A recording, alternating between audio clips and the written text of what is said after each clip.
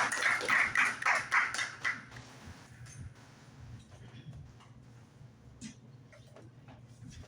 right, thanks. Can everybody hear okay? Yep. Yes. All right, well, thank you all for having me out tonight. It was a really beautiful drive coming out here. Really enjoyed it and enjoying the town. So the talk that I'm giving today, I'm calling it The Idea of America and the Constitutional Debates, an Enlightened Republic. And I want to make the case that we should understand the Constitution as an Enlightenment document and as part of an Enlightenment project, and suggest that at least one idea of America is very much an Enlightenment idea. So I'm going to just start by talking about what I'll do and then I'll get going. There we go. All right, so I'm going to start by explaining what do I mean by the American Enlightenment. I'll then talk about the Constitution and the science of politics, drawing especially on James Madison. And in doing so, I'm going to discuss some of the ways in which political science in the 18th century, the science of politics, was very dismal. It had a very dismal outlook on human beings.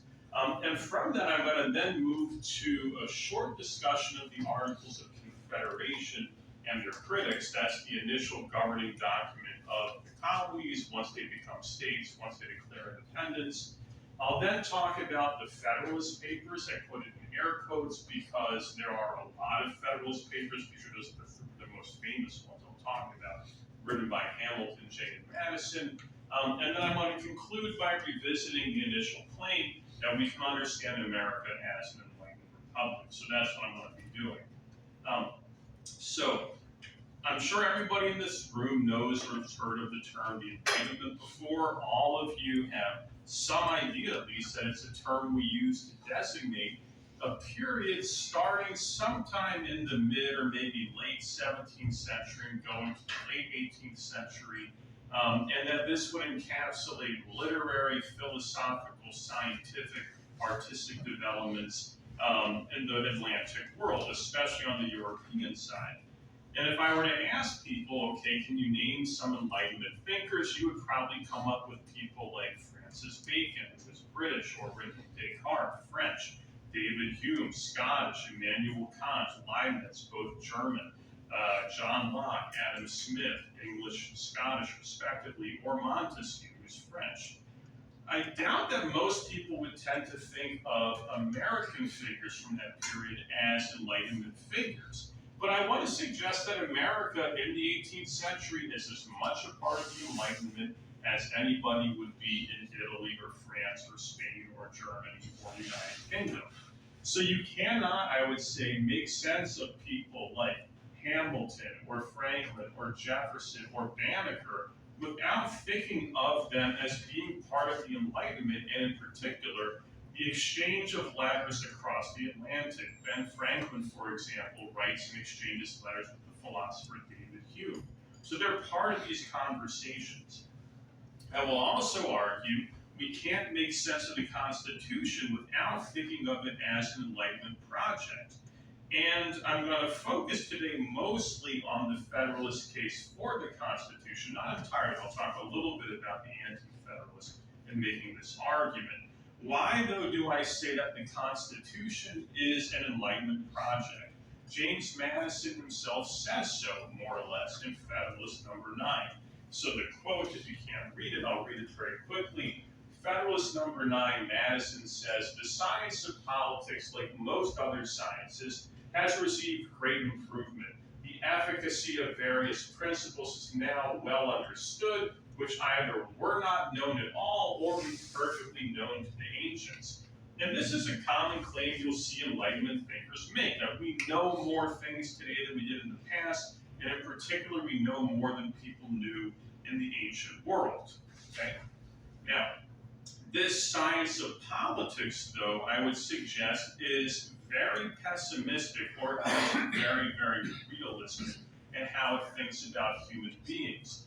Why do I say this? Because it's predicated upon a view of us, human beings, that is attuned to the fact that we are deeply imperfect and deeply flawed creatures. So to provide an example of this, go to the next slide here.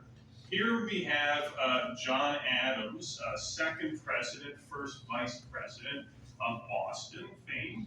And Adams wrote a book called A Defense of the Constitutions of Government of the United States of America, 1787, 1788. And he says there that America has the greatest opportunity presented to mankind since what he calls the transgression of the first pair. What is he referring to? He's referring to the fall. He's referring to Genesis, the expulsion of Adam and Eve from the garden, which is the passage you see below, the King James Version. Therefore, the Lord God sent him forth from the Garden of Eden to till the ground from whence he was taken. So Adams is simply saying humans are fallen creatures. We are flawed creatures, if you want to put it in less theological terms. Adams says that human beings are marked by what he calls avidity, ambition, and avarice, and he drives the point home in this text saying the heart is deceitful above all things and desperately wicked. Now that is John Adams.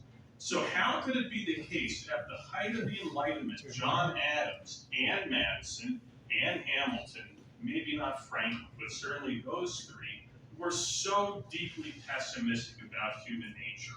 And how can we square that with what we tend to think of as being the case with the Enlightenment, which is that it's this optimistic view of all that humans can do and all that history can bring us? One answer, and it's a pretty good one, is to say, well, all Enlightenment thinkers tend to be pessimistic about human beings. So, for example, here we see David Hume. He is the fourth most cited European writer in the period from 1760 to 1805, give or take, in the colonies. And this is what Hume writes in one of his essays called The Independency of Parliament. Every man, he says, ought to be supposed a knave when you're setting up a political system. And he says all political writers understand this. What is a knave? It means the same thing for Hume that it means for us. A dishonest, unprincipled man, a cunning, unscrupulous rogue, a villain. Okay? Now, that is just the tip of the iceberg. David Hume is not saying anything all that unusual when he says this. Okay? Who else says something like this? Someone who everybody in the room will have heard of, probably. John Locke. John Locke is the third most cited European writer in the period I'll be talking about today. This is what Locke says in his great book, The Second Treatise, very widely read in the colonies. He's talking here about what we would today call separation of powers, where we have a legislature, an executive, etc. Why does he say we're going to have some separation of powers? Because he says it may be too great a temptation to human frailty apt to grasp at power for the same persons who have the power of making laws to have in their hands the power to execute them, whereby they may exempt themselves from obedience to laws they make and suit the law to their own private advantage, meaning they will just rig the system for themselves. Okay? That's John Locke, certainly an Enlightenment philosopher. And last and certainly not least, we have Montesquieu. Montesquieu is the most cited European author in the period. He is the most cited by name figure at the constitutional debates. Montesquieu is the figure above all who we associate with our doctrine of the separation of powers. And this is what Montesquieu says. When the legislative and executive powers are united in the same person or the same body of magistrates, there can be no liberty. There is no liberty if the judiciary power is not separated from the legislative and the executive. And if you read Montesquieu and you ask, well, why do you think this? All he basically says is, look at the world and look at history. This is what human beings do if given the chance. So that's Montesquieu, that was Locke, that was Hume. That's the science. And that's the science that Madison is referring to when he talks about the science of politics. He's reading all of these writers, and some of the Americans are exchanging letters with them, as I suggested already. We know that Franklin and Hume exchanged letters. So that's the science. Faced with human beings as they are, imperfect, fallen creatures who are selfish, who will do terrible things to each other if given the chance, how then do you come up with an institutional system that can prevent this and let us be free? That's the idea of the Constitution. But that brings us to a further problem. The institutions that they first set up, the Articles of Confederation, they worked well in a lot of ways. They got the United States through the Revolutionary War, which is a really remarkable feat that the colonies were able to defeat the United Kingdom. Okay? People did not think this would happen. That is why at the Battle of Yorktown, they're singing the world turned upside down. Okay? The Articles of Confederation did get through, or get the colonies through, the states, I should say, they were colonies, became states. But it has some structural problems, especially problems in terms of raising money. Okay? The way that money was raised was it was voluntary contributions by the states. And you can guess how well it worked out, right? You also had the possibility of multiple currencies existing in the same country, which doesn't exactly help trade. And to get almost anything done, you needed real supermajorities within the legislature. So, Hamilton, for example, really doesn't like the Articles, especially, he thinks, because the states have complete sovereignty. Complete sovereignty. Okay? They're not treated as parts of a whole, but they each have tremendous power.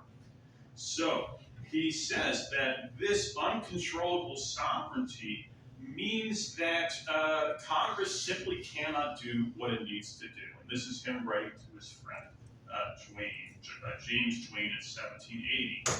Now, what is he referring to? A couple of examples, and you've probably heard of at least one of these. Shays' Rebellion. Shays' Rebellion is an armed rebellion in Massachusetts that very nearly seizes the federal armory in Springfield. And they do this, the people, mostly farmers, do this because they are angry with state efforts to collect revenue. So even after the United States has revolted against Britain over taxation, the issue doesn't exactly go away. The federal government could not put together an army to put this down because they had no money. Massachusetts put down the rebellion. Less well known is what is called the Newburgh Conspiracy. It takes place earlier, 1783. This is almost a coup. This is almost a coup. What happens is that the Continental Army is encamped at Newburgh, New York in 1783, and a group of officers come about this close to taking matters into their own hands. The story is that Washington shames them into putting down this revolt, right? That he said, have you no shame, in essence. He sort of compels them. But that's because Congress isn't paying them, and they're angry. So Madison sees this, but he sees other things that he thinks are a problem with the Articles of Confederation. So he writes a text in 1787 that is called Vices of the Current System, 1787. What are the vices? What are the problems with the Articles? I'll read a few, not all of them, there's a lot for Madison. But he says, failure of the states to comply with constitutional requisitions, meaning they will not pay their taxes, encroachments by the states on federal authority, violation of the law of nations and of treaties, trespasses of the states on the rights of each other. Keep in mind that in this period, people are worried about warfare breaking out between the states, often over trade or commerce.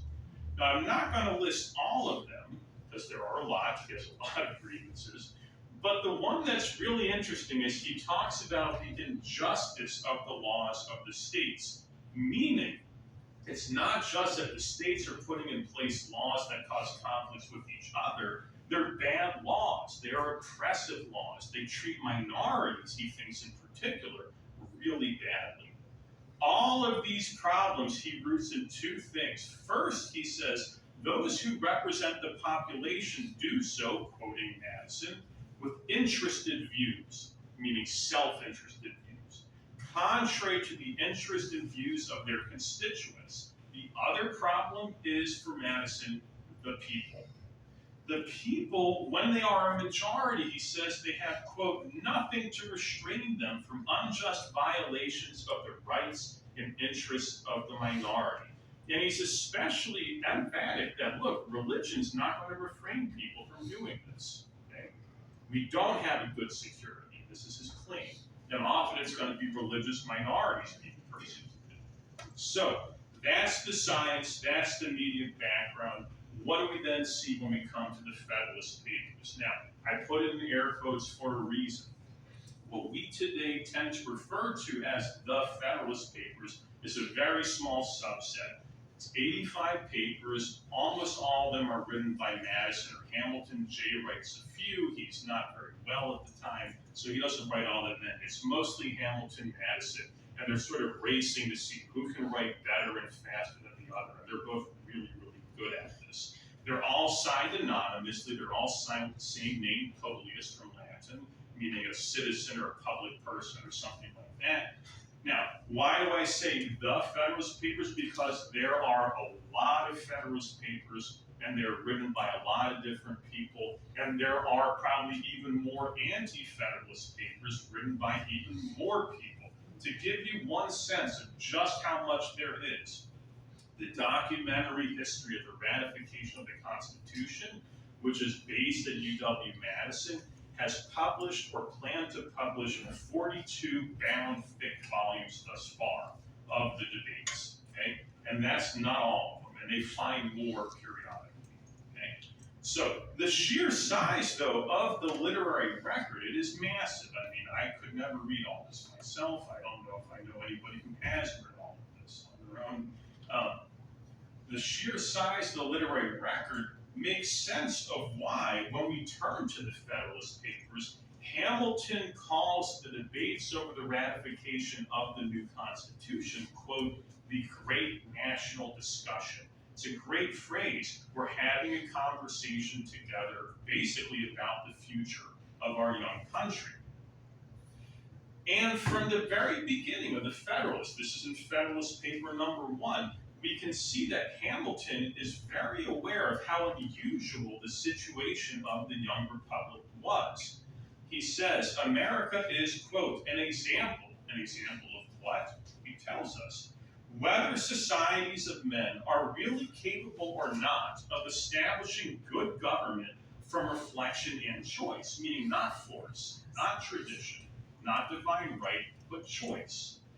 And he says, a wrong election of the part we shall act may deserve to be considered as the general misfortune of mankind. That's how my mistakes are.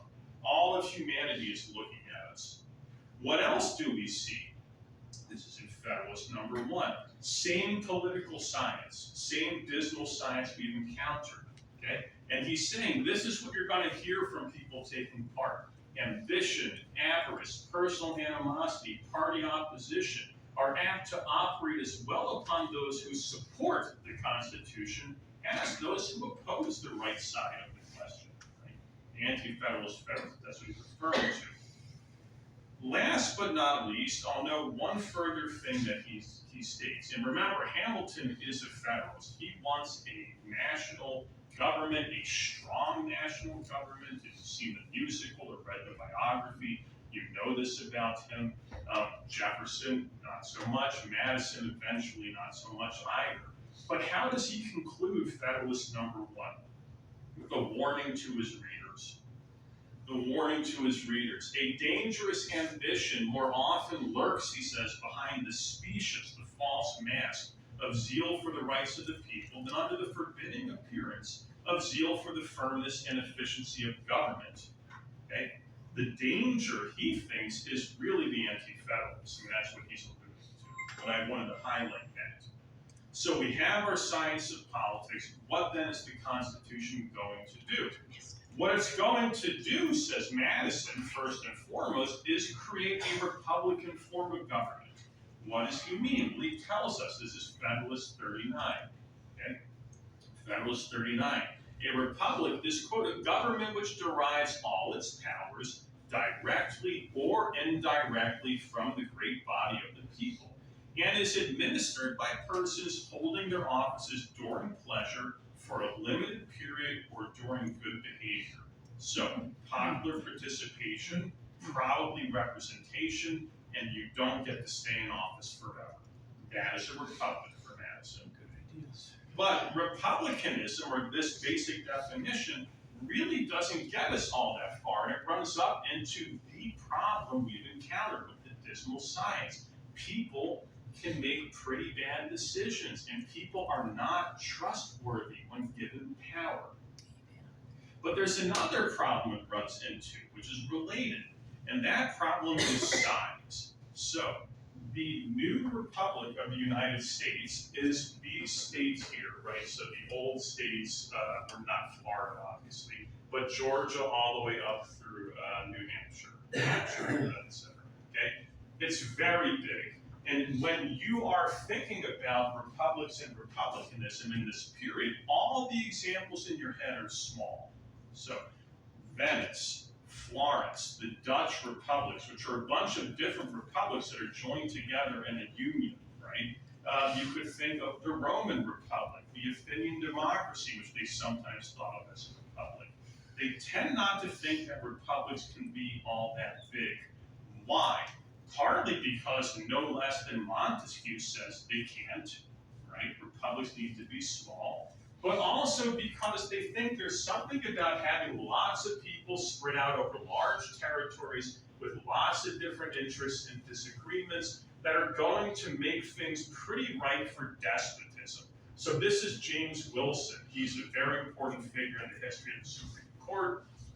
He writes, the extent of country for which the new Constitution was required produced another difficulty in the business of the Federal Convention, being the Constitutional Convention. It is the opinion of some celebrated writers that to a small territory, the democratical, to a middling territory, the monarchical, and an extensive territory, the despotic form of government is best adapted. The wide and almost unbounded jurisdiction of the United States, at first view, the hand of despotism seemed necessary to control. So he's reading Montesquieu, and he's thinking, as are many, this is just too big of a country to have a representative form of government. Okay? Either we have to have a bunch of different smaller countries, or maybe some different leagues of states, but to try to do it at this scale, you are setting yourself up for tyranny. Okay. Now, enter James Madison into the conversation. Madison, and by the way, this question of the size of the republic, if you read the Federalist Papers and the Anti-Federalist Papers, and if you look at the actual debates at the Constitutional Convention, this comes up, especially because everybody in the room is pretty much sure that one of the things this new Constitution has to do is protect liberty. Okay? This is the preamble of the Constitution. If you have a society that big, that diverse, that spread out, that much disagreement, it's very hard to maintain liberty, they tend to think. Now, I've already noted that James Madison, small r Republican, okay? He thinks the Constitution will produce a republic, okay? But republics are imperfect. In particular, he says they are plagued by what he calls the violence of faction. The violence of faction. Faction, he says, brings about instability, injustice, and confusion. But a union can remedy faction, even a union that big. Okay? How? Well, first, what is a faction? Here's how he explains it. It's just a number of citizens, a majority or minority of the whole, united and actuated by some impulse or passion or interest adverse to the rights of other citizens or the permanent aggregate interests of the community, meaning groups. Okay? Factions are groups, and their interests could be averse to those of other citizens. Doesn't mean they're bad, by the way. It could simply mean, I don't want the road here. Well, I do want the road here. And you form a group to pursue it. Okay? It could be very bad, too. But that's what a faction is. Why do we have factions? We have factions, he says, because we live in a free society. If you have political liberty, if you have freedom of worship, freedom of the press, freedom of protest, all the liberties we take so dearly, you will have disagreement, which means you will have faction. So he says liberty is to faction what air is to fire, an aliment, a nutritional substance, an aliment without which it instantly expires. But it would not be less folly to abolish liberty, which is essential to political life, because it nourishes faction, than to want to annihilate the air, which is essential to animal life, because it gives fire its agency. So getting rid of liberty is off the table for Madison. Okay, so then what are we going to do? And he says, actually, just one more point to note before I move on. He says, as long as the reason of man continues fallible, meaning as long as we don't know everything, as long as we make mistakes, we will have different opinions. That's where faction comes from. It's just part of being free. Okay, so one cure to faction could be, let's just have really good people in office, and they'll prevent bad things from happening. Now, Madison doesn't deny that on occasion you will sometimes have good people in office. If you were to poll probably any member of the political elite in the 1780s or early 1790s and ask them, who should the first president be? Almost all of them, except for maybe John Adams, would say, he would probably say, would say George Washington, hands down. I mean, he's literally a towering figure. Okay? He's the symbol. So if Washington's in charge, maybe you're not that worried. But Madison says, enlightened statesmen will not always be at the helm. It's a direct quote. Or, as Hume told us, imagine that everybody is a knave, they're a rogue, a villain, a criminal. What sort of system can achieve the ends we want of our government, the ends we saw in the preamble, including liberty? The answer is a republic. And Madison says, look, one of the great things about republics is they have a built-in remedy for one potential form of tyranny, which is minority tyranny.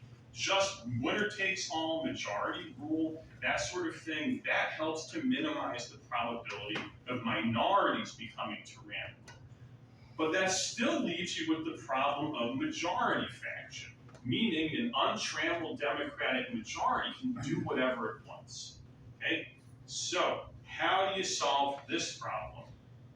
Madison starts to think pretty creatively about the size of the United States. He doesn't think that the big size of the United States is a problem, like many do. He thinks this is in fact an asset. So he says, extend the sphere. Extend the sphere, meaning make society bigger, more complex, more diverse, bring in more groups, more geographies, more interests. And extend the sphere, he says, you take in a greater variety of parties and interests. More people, more interests. First thing you do is you make it much harder for majorities to form in the first place. Too diverse. Too many people disagreeing.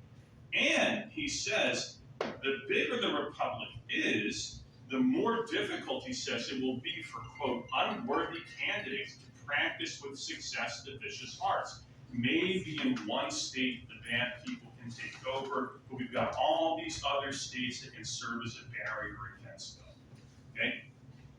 Now, it's a pretty clever argument when you think about it. He's taking what seems to be the big weakness of the United States, if they're going to be a republic, and he's saying, well, actually, this is one of our strengths. We can use this to our advantage. Okay? Is it perfect? Of course not. Of course not. He says it'll be more difficult for a faction like this to form. It's not impossible. You cannot eliminate the possibility of majorities oppressing minorities, but you can make it less likely, and you do it by taking advantage of the size. Okay, so that's the size argument. That's getting at factions. Well, what else can we say? Especially given the fact that, okay, with all this in place, you could still have terrible people in office. Hume's knaves. Madison has a pretty clever argument there, too. Now, we know that he thinks that what we're going to do is have this large extended republic, makes majority tyranny harder for him, etc. But he also thinks that we need a government that is sufficiently strong that it can remedy all the problems of the articles. As Hamilton says in Federalist 1, you want a government with, quote, energy and efficiency. But if you have a government that is energetic and efficient, it is necessarily a threat to liberty because it has so much power. So then how do we deal with this? Madison has an answer for this as well. And in particular, what he wants to do is figure out how do we avoid despotism in this, our new republic, providing what he calls, quote, the great security of a gradual concentration of the several powers in the same department. That again is Montesquieu, who we encounter. Madison's channeling him. Well, how do we do it? Well, you give, he says, those who administer each department the necessary constitutional means and motives to resist encroachments of the others. Okay? Now, the means are very familiar, checks and balances. For somebody to have certain offices in the executive branch, they have to be confirmed by the Senate.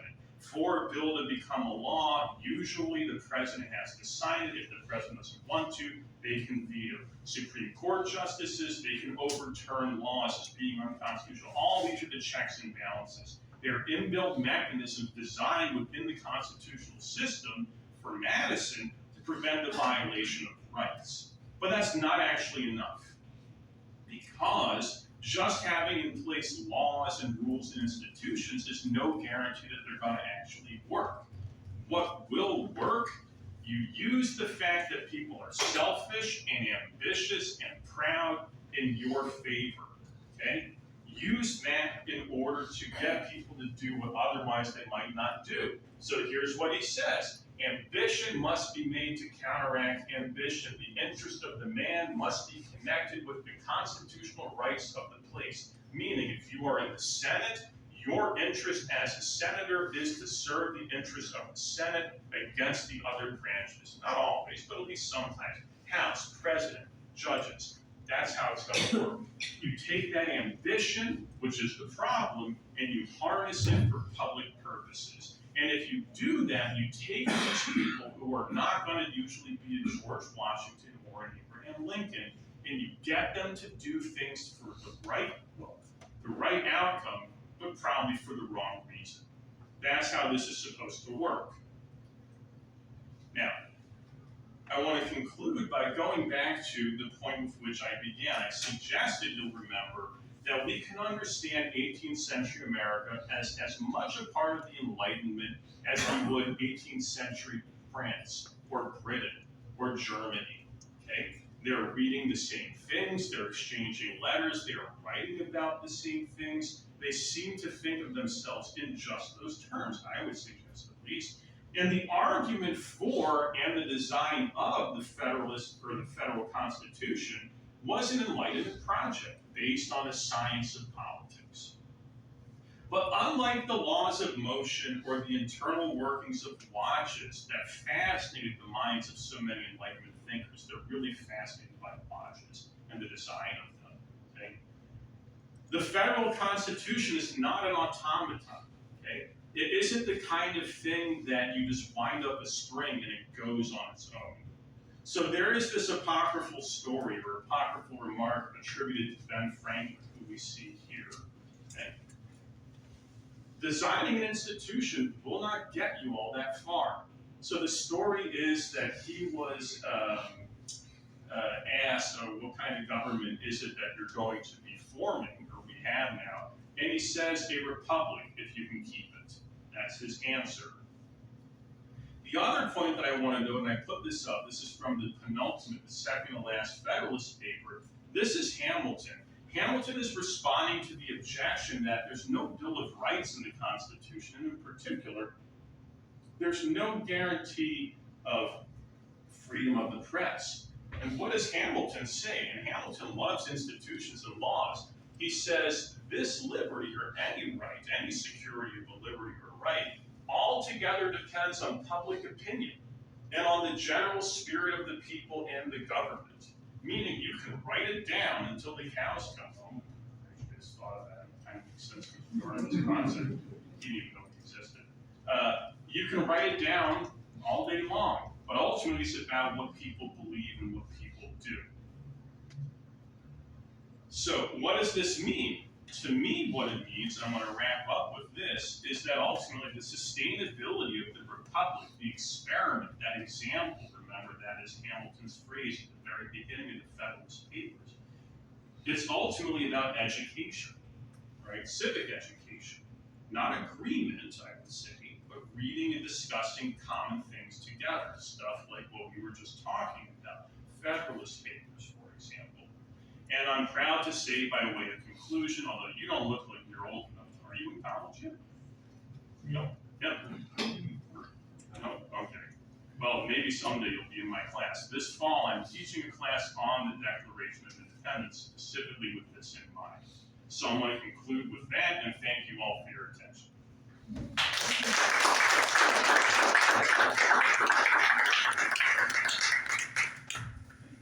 And if there's questions, I'm happy to take these questions. Have you ever thought about taking this and showing this to our president? No, I don't think I would be invited. Yeah. Yeah, I just would say, along that line, these guys didn't always agree on things, Mm-hmm. but they were articulate and brilliant. Mm-hmm. And what happened? How did we get to where we're Yeah, at? well, I mean, there is scholarship on, you can look at the State of the Union. One thing that's happened with the State of the Union over time is it's gotten longer on the one hand, it takes longer, but the difficulty of the language has gone down. Not necessarily bad, right? I mean, and originally the State of the Union was just a piece of paper you kind of sent over, not to give it in person. That developed much later in history. But you're right. So if you you can read Madison's notes on the convention. Nobody was supposedly taking notes. More than one person did. And the level of erudition is really remarkable. It's references to Roman history and different Greek leagues and the internal politics of the Dutch Republic and all this. These were also often highly educated formally, highly educated people, or informally, it might be self-taught. And I mean, to me, it's interesting. There's trade-offs, right? What else is the case? What else is the case in this original period of the country? We don't have universal male suffrage at all. We don't even have universal white male suffrage. That comes in the Jacksonian era, basically. We don't have 18-year-olds voting. We don't have the enfranchisement of formerly enslaved people. All of these dimensions of expanding the electorate. And I mean, as I tell my students, I say to them, I understand the word elite or elitism is bad, but I hate to break it to you, you're elites. You're going to be running the country someday. It's one of the few businesses, I tell them, where the model is we tell people we won't take your money. Okay? We'll take their money, but not your money. That's how college admissions works. Okay? I don't think that's bad. I mean, on some level, I think that's a good thing. They're going to be our leaders someday. But yeah, it's a trade-off, I would say.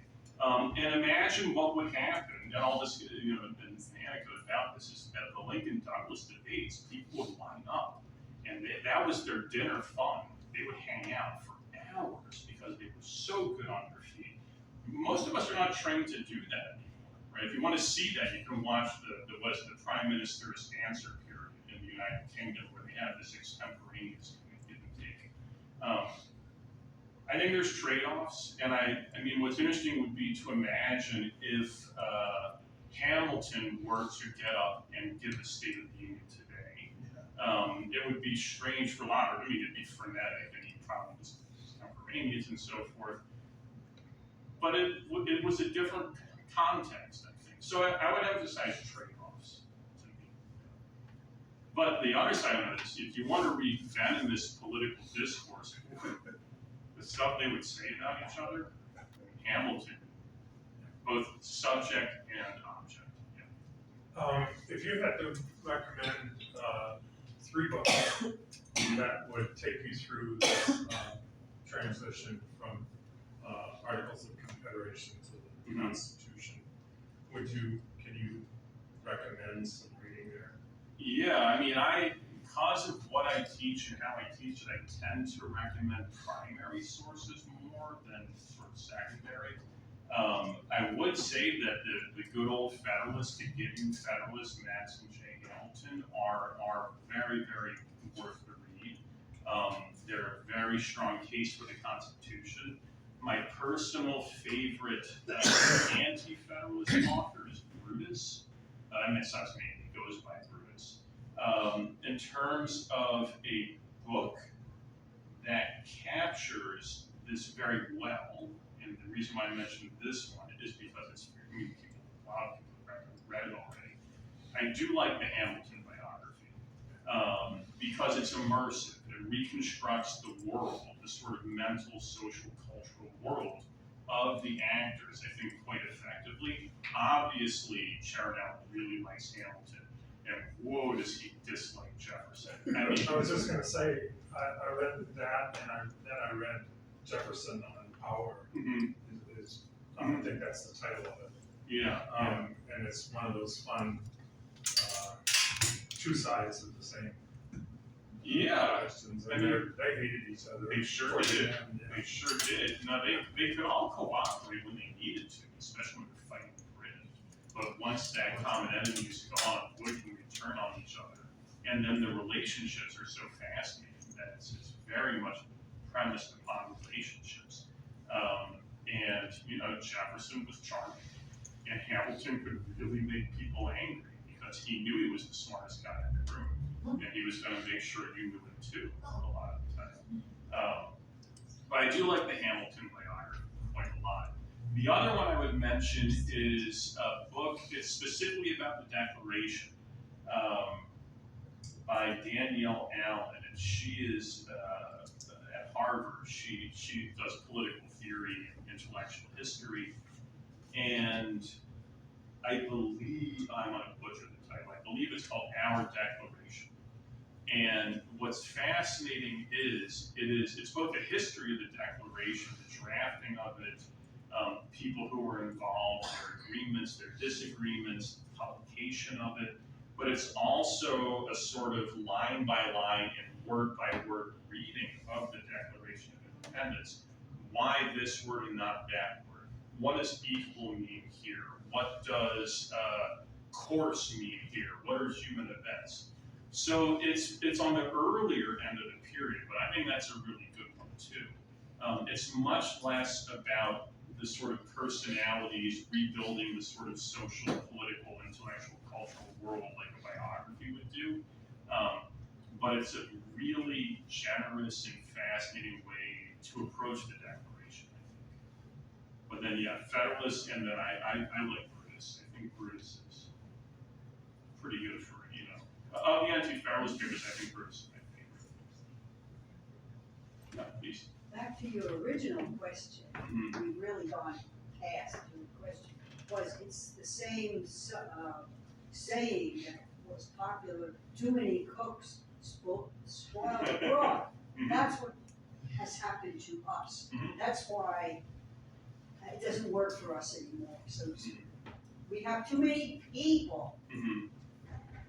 And what, in the sense of like, too many people, too many opinions, or just too If many? each state had one person to vote, Mhm. so there'd be 50 people arguing back and forth. Mhm. So I think it would be better for the country, but we don't, we morph into some huge thing. Yeah, I mean, this scale issue is very interesting in the United States, and in particular, where you can see it is that we have an unusually small legislature at the federal level. Some of the states have big ones, New Hampshire's huge. In fact, I went there to give a talk, and I'm having dinner with my host and her husband, who says, yeah, I'm in the legislature. and he didn't really get anything. He got mileage, I think. They got a mileage reimbursement throughout. That was about it.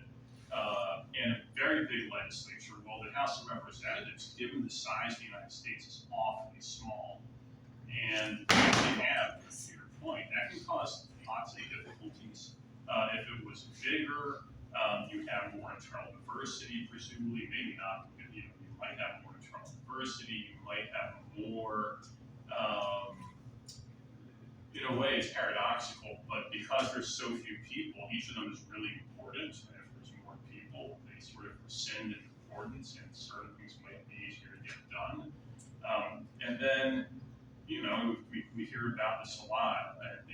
Before we started, I mentioned Washington's farewell address. Probably part of what you're alluding to as well is what we call polarization. And you can look at ideological maps of Congress over time, and you can see that there used to be much more overlap between the parties. Now, there have been other periods of history where it was pretty polarized, right around the Civil War, for example. But it used to be much less polarized. And the other thing you see within the electorate is what's called affective polarization. So when we think of polarization, if you think, okay, here's the political parties, and here's R for right and L for left, and broadly speaking, Republicans somewhat push with the right, and Democrats push with the left, and they're going to diverge based on what they think about like a specific policy. That's ideological polarization. Affective polarization is not that, it's I just hate the other side. And that's probably part of what you're getting at too, I think. And I mean, I don't have a solution to that at all. I will tell you from reading some of the literature, a lot of them do highlight civic education and other forms of education. But I mean, it's that dynamic. You're right. That going back to the size thing, it's the sheer complexity and size of the United States today compared to the United States at the end of the Revolutionary War. It's unfathomable to them. For good or bad, right? Do you have a view on the role of people who are not inside the system in the Constitution but around it? Think of people like Tom Paine. Mm-hmm. Yeah, Paine is, I mean, you know, Common Sense is a bestseller. And he is an extremely effective writer, extremely effective at mobilizing public opinion. You know, he's a big supporter of the French Revolution. So people like Paine or Sam Adams, who aren't always necessarily in the committee room, let's say, played very important roles in shaping public opinion, channeling public opinion, mobilizing people, and Common Sense, it was massively successful. And if you read that and you're persuaded by it, you are not going to reconcile with the ground. And there are still people in 1770, John Dickinson favored at least attempting more reconciliation. He's the author of the leading force of the so-called Olive Branch petition that goes to George, and George responds by saying, "No, you all are in rebellion, and I'm going to send over German soldiers to help out the Redcoats." And at that point, Dickinson sort of saw what was happening. He didn't sign the Declaration, but he wasn't going to be a loyalist either. He was an interesting person. He's a Quaker, he's pacifistic, but then he actually serves in the militia, so it's very complicated. But yeah, people like that, it's hard to see it happening without them because they're shaping in public opinion. And the colonies are, these texts are circulating throughout the colonies. Yeah. In a magical universe, who would you most like to spend an evening with? Hamilton, Jefferson, or Madison? And which one do you think you Those three. I was which one- my friend Ben Franklin. Which one do you think you would learn the most from? Oh, learn them. I mean, all of them. I mean, it's, you know, it'd be. I mean, it's always funny when you go to a different country He where you lived the read. longest, right? He lived to a Even in very. the '70s, he was going back and forth to Europe. How did he go? He was probably got seasick every time he went. Yeah, he was a seasoned traveler, and he would be born in a litter a lot. He had gout. I think it was gout. So, I mean, personally, I'd probably Franklin. You know, he's charming. He knows everything. He's public spirited. He's funny. Hamilton, Madison, Jefferson. I mean, Jefferson has the reputation of being particularly charming, but so is Hamilton, actually. The one who doesn't have that reputation is Madison. I think, but all of them, back to the point about travel, when you go to another country or you read an account of somebody who travels in another country, what's fascinating is you notice the things that they take for granted, right? So, so when I've gone to Germany, more in the past than my most recent trip, I was just struck by the fact that nobody jaywalks there. Right now they do, and I talked to someone. She said, "Yeah, this is bad. It's good when you don't jaywalk." And I don't think they would notice it because it's just what you take for granted. But I'd just been in Italy. Italy, everybody jaywalks as far as I can tell. So you pick up on these little things. So part of the fun would be to interact with them, things that they take for granted that I have no access to, and vice versa. I mean, imagine what they would do with a smartphone. I mean, what is this thing? So yeah, for all the reasons I mentioned, probably Franklin, of Jefferson, Hamilton, and Madison. For like a dinner, probably Jefferson, because Hamilton, if I said something he didn't like, he wouldn't let it go, right? He would let me know, and he would prove me wrong. And Jefferson, I think, would be a little more charming and subtle about it, perhaps. And then Madison, yeah, he just wasn't the life of the party. I'm reading, I just got done reading the Chernow book about Alexander Hamilton, and what I found so fascinating was just how flawed Hamilton and Jefferson were. Jefferson was, well, yeah, as you stated earlier, Chernow really doesn't like Jefferson at all. It's an astonishing introduction of Jefferson to the narrative that here is this inconsistent, vain, duplicitous hypocrite who's just coming along to ruin good old Hamilton. But of course, if you're writing Jefferson's biography and you're sympathetic to him, you're going to say that about Hamilton.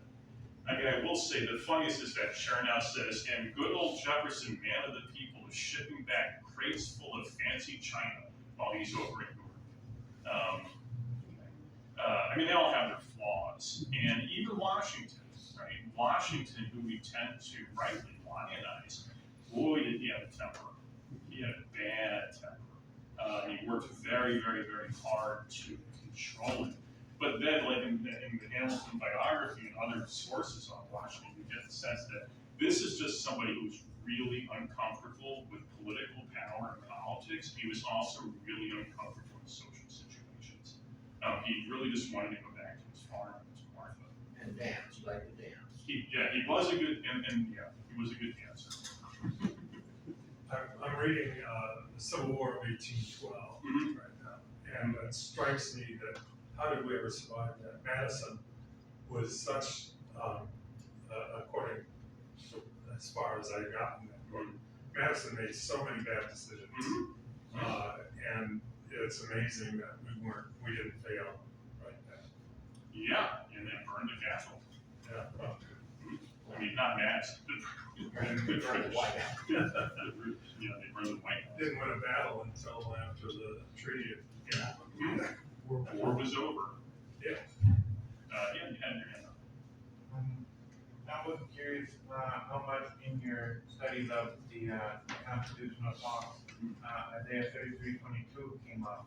For the Lord is our judge, the Lord is our lawgiver, the Lord is our king, he will save us. Encapsulating the three branches of government. So, yeah, interesting. So that passage, I mean, I'm sure it's there, I haven't encountered it. There are arguments in the 17th and 18th century about First and Second Samuel, Israel as a republic, because it's not ruled by a king. So what happens is they give us a king and make us like unto other nations. I can't remember the exact line. Prior to that, Israel is not a monarchy, and there's some sort of something like separation of powers. See, Isaiah I'm sure it's there. I haven't encountered it, but I'm sure it's there. And there is this way of thinking about the Israelites as being a republic. And then the other thing I was going to mention is that there's an article, a classic article, which looks at the relative influence of European writers from the period. That was the one I've been referring to when I say that Montesquieu's the most cited, and then Locke is 3, and then Hume is 4, I think. Number 2 is Blackstone, the English jurist. The most cited single text, though, is the Bible, and it's specifically Deuteronomy. But the Isaiah passage, I mean, it's interesting. I could look into it. I don't off the top of my head remember. But there is something like an account of the Israelites as a republic, something like separation of powers. Yeah. It's obvious you're extremely knowledgeable about all of this stuff. So where do you see us headed? Well, thanks for coming out, everybody. I don't know. Yeah. I mean, Ken Burns, the filmmaker, was on, I like podcasts, and one of my favorites, Conan O'Brien Needs a Friend. I'm not getting paid by him. You don't even know I exist. I just happen to like the podcast. I like his sense of humor. He enjoys non-offensive humor. And I think non-offensive humor, silly humor, is a good thing, generally speaking. And he had Burns on, and Burns was very optimistic. And part of this optimism is the sort of broad thrust, let's say, of American history. His study of the Civil War, that we came through that. But I don't know. I think David Brooks has a good lecture at Yale about where we're headed and his optimism about the future. David Brooks is a conservative, but he's a very straight down the line. I think. He says that it's a natural thing that societies will go to the extreme and then they'll finally realize this is not working for us, and then they'll come back. Yeah, and especially in a two-party system, there is this account of American politics and the party system. One of which are I think it's called the thermostatic theory, and it's that idea that there's a sort of balance, and it goes this way and it goes that way. And over the long course of American history, we have that potentially. And I do think we live in a moment for all sorts of reasons, technological, economic, social, that make more viable and more appealing kind of anti-establishment movements and parties, both on, if you think of the ideological spectrum, the right and the left. We're seeing this in primary results that are candidates endorsed by Mamdani. We've obviously seen this on the Republican side too. I will say, I don't know, I haven't had time to process this, and I don't know if I buy it, but if a colleague of mine made the argument that one of the good things about the recent Supreme Court case that made it much, much easier for coordination in campaigns is that it actually strengthens parties. So this came up earlier, one of the advantages of parties, historically speaking, is they're like the big leagues, and so they're looking for talent that they're going to bring up to the big leagues, and that talent is both winning elections but also being able to legislate, where they try to do those two things. And historically, the parties have, one theory at least, is that they are designed to be kind of status quo oriented, for better or for worse. And I don't know, I mean, maybe that's going to happen. We'll see. I don't know, what the future will bring. I will say, colleagues of mine, especially colleagues on the right who follow the Supreme Court cases much closer than I do, view a lot of the recent jurisprudence about congressional power and executive power as in a sort of backdoor way, shrinking the power of the executive and potentially increasing the power of Congress. Again, I don't know if I'm entirely persuaded, but what they all tend to think, or the ones that I've read, I should say, not all, is that a good outcome of this is stronger parties, period. Stronger Democratic Party, stronger Republican Party, more powerful leadership, greater ability to control defectors within the House and so forth. Mike Johnson, I mean, that's a tough job in normal circumstances. And look at the number of votes that just spiral out of control. That is not supposed to happen. Yeah. Well, I think the Republican Party is going to essentially no longer be a Republican Party. Their platform used to be pro-life and pro-family in the sense of conservative family values, but they dropped both of them now. And now some Democrats are going over to the Republican Party. Eventually, the Republican Party isn't going to be much more different than the Democrat Party. They're going to be essentially the same. Yeah, it's certainly possible, especially because the Republican Party now, what's interesting is, you're right, the policy positions that are openly advocated for now are not always the policy positions we would associate with Reagan, let's say. Especially stuff about trade, America's place in the world, but also domestic policy as well. And what may well happen, parties they're entrepreneurial, and they're trying to get votes. Doesn't mean what they're doing is disingenuous. There's internal processes and conflicts, and different views can come forward at different times. But it is interesting where you're seeing this, especially at least the media coverage, is Democratic candidates in Iowa, let's say, or the replacement for the one who dropped out in Maine. I forget his name. Yes. I watched too much news. Yeah. The replacement, there is this sense that they are on certain issues more moderate, but then you have at the same time like the Democratic Socialist candidate. So it is, I don't know how it's going to work out, but it's interesting to me to see within the Democratic Party, as we've seen within the Republican Party, a lot of jockeying over what is the dominant vision, or is there a dominant vision, and how much room for sort of disagreement on very basic stuff is there. So I just had a couple of thoughts. One is that the premise that you started with about the very nature of humankind is something that has worked for 250 years pretty well, and I agree with that. But I think currently in our country, the majority of people would not agree with that basic premise that our Constitution is founded upon. So is there going to be a critical mass when you have a huge Democratic majority, supermajority that absolutely doesn't believe that anymore? And that's just one thought. I don't need an answer. But the other thought is we do seem to be concentrating more and more power in the executive. And is that of necessity? Because this is something I read, I don't remember from whom, but the idea that we're no longer just a nation, we're no longer just a republic.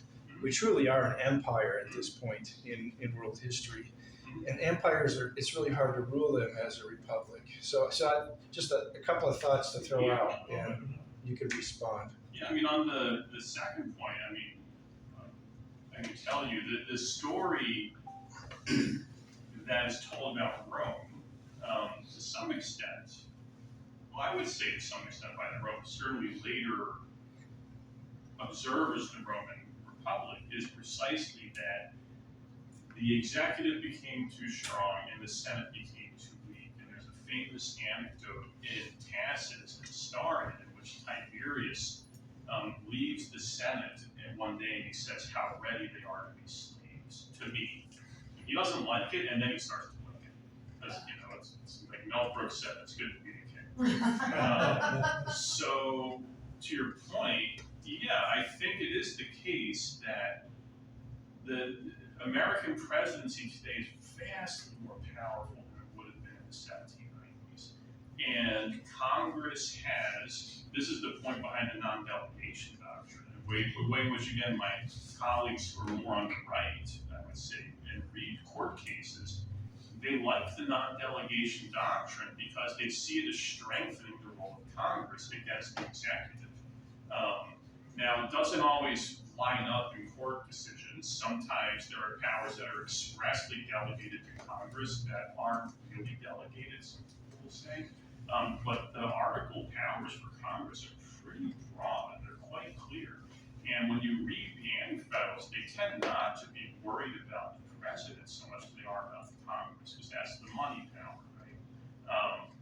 So yeah, the presidency is vastly more powerful today than it would have been then. And one of the challenges is, I think it's very tempting when the president's on your team to let them do what they want, right? Because it's that they're your team. Those are your goals, it's their goals. Once power is given, it is not readily given back. And You can see it the last number of presidents, it just ratchets up every time. Ted Cruz is, I mean, interestingly enough, Ted Cruz basically said this recently, talking about the FCC in particular. Every power given to your guy can then be used by their guy against you. Exactly. But nobody wants to give it back. Right. Curious on, separation of powers. I mean, you focused on executive, Congress, and judicial. But the Federalist Papers in the debate back then was about also powers of the national government versus the states, which we really haven't talked about. And if you think about the current situation, you do have the 50 states, and there's the question of, do you get, how much checks and balances do you get? Because, the 10th Amendment to the Constitution reserves to the states certain powers. So how do you see the states coming into all of this? I mean, one interesting way where you see it, I think, is whether it was Biden or Obama or with Trump or with Bush, attorney generals are not shy about suing the federal government. And that's an interesting way in which the internal politics of states can serve as, now they're using the judiciary to do this, right? So it's still embedded within that, but that is one of the vehicles by which states can do this quite easily. There's other things states can do, but that's an example of this. And then the other thing that's fascinating about having states with a substantial amount of power is they can do things differently. And sometimes the federal government can come along and say, yeah, you can't do that. And sometimes it doesn't. But I think the attorneys general they're an interesting example of the states themselves serving through the 10th Amendment and other things as well as potential checks upon federal power. When you teach, do you teach Brandeis the states as the laboratories of democracy? I've used the phrase. Very rarely do I teach anything written after 1860, just in my own teaching. But I'll use that phrase precisely to talk about, and I'll use it especially in the context of when I teach the British writer John Stuart Mill. Mill wrote a book called On Liberty, and what he talks about is a sort of hub and spoke model of governance in which there's a central government that is a kind of repository of information and resources, but that the different cities and counties and towns and shires and all of England, the United Kingdom, can sort of do their own thing. And there's a lot of experimentation going on. So that's when, in my own teaching, I'll bring up Brandeis. This course I'm teaching this fall is only the third time I've taught a course specifically devoted to American political thought. The other two times I taught it with a former colleague of mine who, you might remember, he ran for Attorney General as a Republican. And I told him, I said, the media comes. I need to get off my speeding tickets. No, I said, I told them, I would trust you in the office. But yeah, but that is the Brandeis quote. That's what states do. They're go for an experiment, different policy solutions for different policy problems that are often at the extraordinarily local. I mean, think, for example, of water use conflicts over the Colorado River. Don't affect us. Well, it doesn't try to take. Oh, I mean, it does, but we're in the sense that we're not drawing from the water, is what I mean.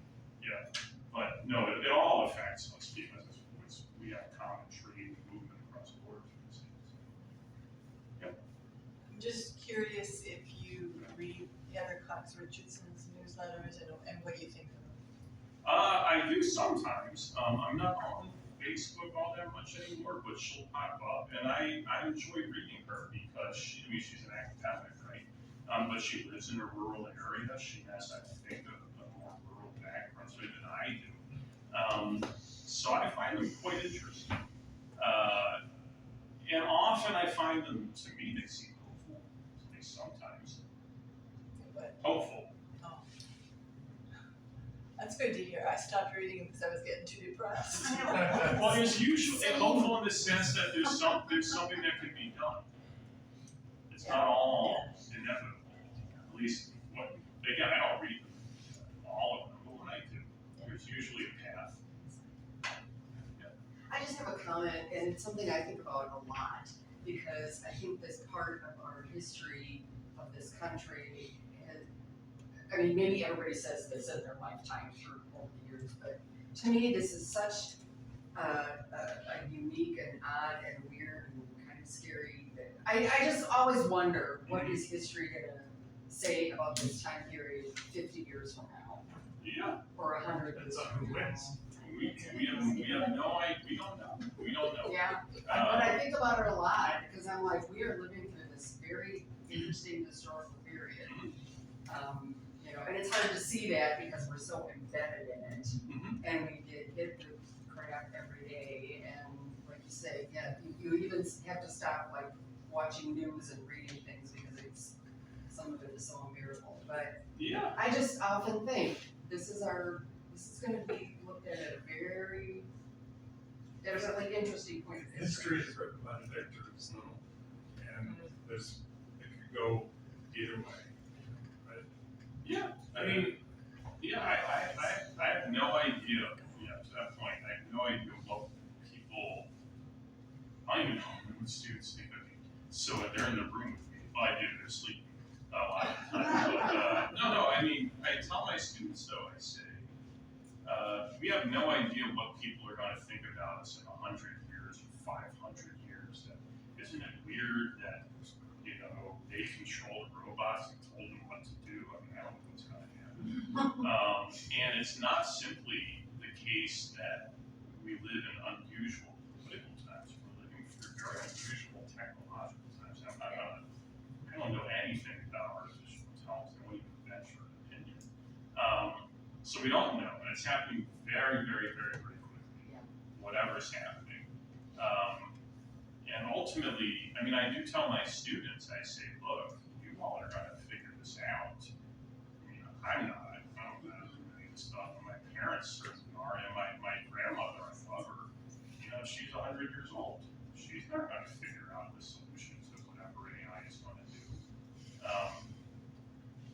But I think, what actually gives me personally optimism is working with younger people. And one of the things I enjoy about teaching at a public institution is that I have students from all walks of life and all ways of seeing the world and all faiths and lack thereof.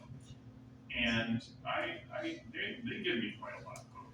But again, I have no idea what people will think in 50 years. Yeah, it's more of a comment of like, I just wonder. I wish I knew. Yeah, you had your hand up before. About America being an empire. Mhm. Empires don't give the country back, they build them back up after the war. Like say Iraq, we had them, but we didn't take them, and we helped build them up after the Yeah, no, I mean, America, yeah, one way to think, there's different ways of thinking about empire, right? But one way in particular is seizing territory and ruling it from the center or something. Now, so there was obviously colonization processes and internal processes that was placed within our territory, but think about Japan, Germany after World War II. Now, we still have troops in both countries, right? But they have their own governments. So it is unusual, and the way in which American power, at least in the post-World War II order, has been exercised, is very different from, I mean, it's not Emperor Palpatine, it's not Star Wars. It's trade, it's freedom of movement, it's freedom of the seas, it's a system of alliances. Now, we have bases in a lot of different countries. And obviously that is the case. And it's not to say that there weren't shady things that we did in that period or before, but it is different. I do think that is the case, right? And, you know, Rome, for example, if you surrendered to them, good for you. If you didn't surrender and they took your city, it was a different story. So that, anyway, I don't need to get to that. It's a very different sort of thing. I'd say one of the things that concerns me is there's so much information coming from so many different places. And it just seems to me that we have a tremendous lack of critical thinking. And being a retired high school teacher for many years, it's just, it amazes me how much lacking in emphasis on considering sources, looking at various sources, understanding where what your source is biased toward, and so on.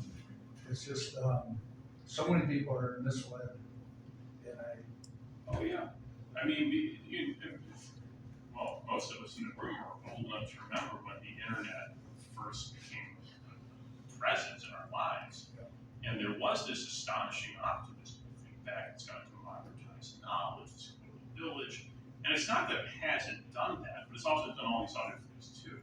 and just like Walter Cronkite, the most trusted man in America, where'd that go? Yeah, and it was him, I forget specifically what he said, but the telling of it is that he had one specific thing he said about Vietnam, with the way it's remembered, so that was it. That was it. So I don't think we have anybody analogous to that now. There's been an immense fragmentation of media. I mean, I can stream whatever I want. I mean, it's funny though, the thing I'm currently watching is the John Adams miniseries on HBO, as a sort of with the Hamilton. And it is hard to know what is true and what is false, especially now that we have deepfakes and all these kinds of things. It is interesting. I mean, my students are generally pretty good at figuring out what is real and what's not real. What I do find interesting is that they tend to think that bias is a bad thing. And on some level, we're always biased. We strive to be impartial, perhaps, or to hear, but everybody has their preferences and values and desires and so forth. So that, and understanding that is part of just understanding an argument and hopefully understanding another person. But that does not, that actually I would say scares me. Because no matter how savvy you are, the capacity to deceive you is getting better and better and better. I mean, so I'll give an example, I'll do it anonymously. So I'm an associate editor for a journal, and it's a journal for Greek and Roman political thoughts. So let's just say millions of people are not reading this thing. And That's my favorite. yeah, but I wish, yeah. And look, I mean, the cost of an individual issue is exorbitant. So we got a piece recently, and I started to read it because I have to decide, am I going to send this out to referees, to reviewers, because it's a time commitment for people to do that. And I'm reading it, and nothing was wrong, just nothing was new or interesting. And part of when you publish an article, part of what you do is you have to say, well, this person's wrong, right? You have to, because you're showing something is wrong, you're accumulating knowledge, what have you. And then my editor, he did a bit of digging, and he figured it was mostly AI written. And so we don't know if this was this individual, if it's a real person trying to pass this off as theirs. It could be somebody sort of exploring our defenses to see, can I get something in there? A lot, and bigger journals, no journals have millions of readers, but with thousands of readers, ours is in the several hundreds maybe. Thousands of readers, they're finding this, and the way you find it is fake citations, right? If you tell Claude or whatever chatbot to help you, it wants to please you so desperately, it just makes stuff up. It hallucinates sometimes, and that's where you can find it. And so in any case, it didn't occur to me that it was written by AI. I just thought it was a bad article. I did not, what's new here? But AI, it can give you this sort of state of things, but it's not going to necessarily say, here's the new thing, because it's building on what it reads. It's going to create, at least not yet, as far as I understand. Once it starts doing that, I have no idea what we're going to do.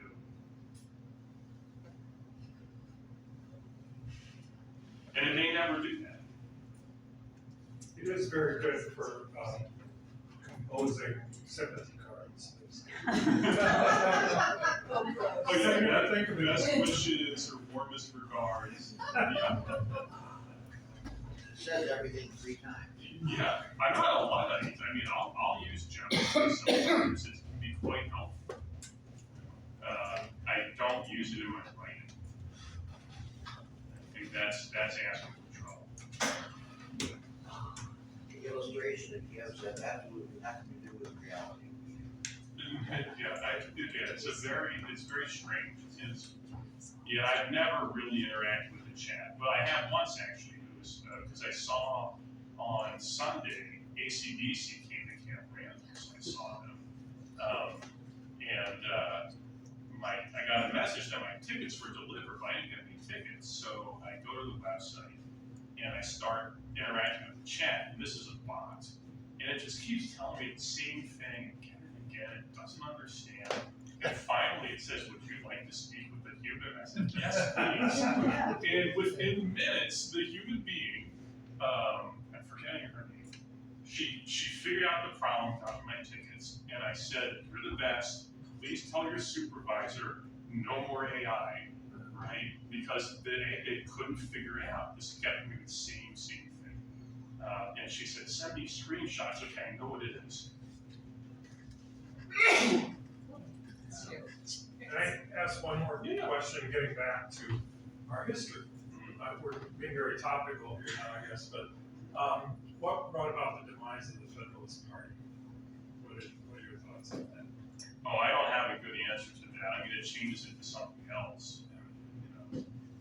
Parties come into and go out of existence. But I don't have a well-developed answer. You're not alone, because I've tried to do more research on that, and it's just like it kind of faded away.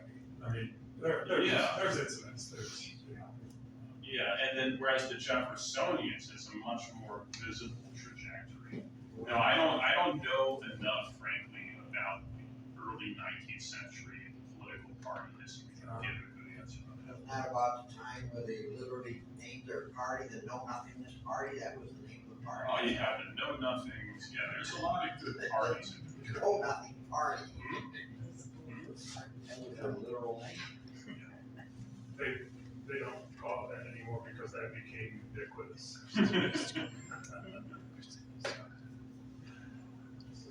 Any other questions? I think it's time to. Thank you.